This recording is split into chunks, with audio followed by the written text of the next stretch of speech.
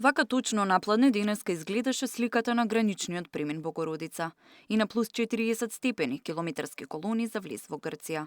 Чекањето со часови на границата со јужниот сосед стана речиси неизбежно во летната сезона, кога илјадници граѓани тргнуваат кон грчките плажи.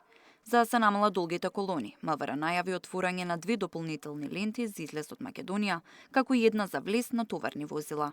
Новите мерки треба да профункционираат токму во најголемиот летен метеж, а како подолгорочно решение се разгледува можноста товарниот сообраќај целосно да се одвои од патничкиот. И како сме фокусирани на создавање на уште еден дополнителен дел, нешто слично на граничниот премин кој што го имаат грците, посебен за товарен сообраќај.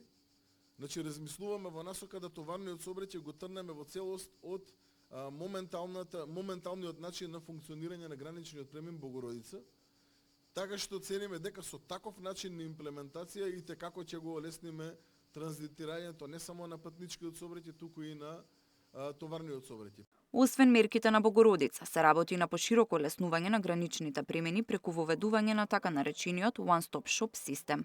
Веќе е пуштен во функција на двата гранични премини со Косово, Блаце и Јажинце, каде што патниците поминуваат со една заедничка контрола наместо 2 одделни.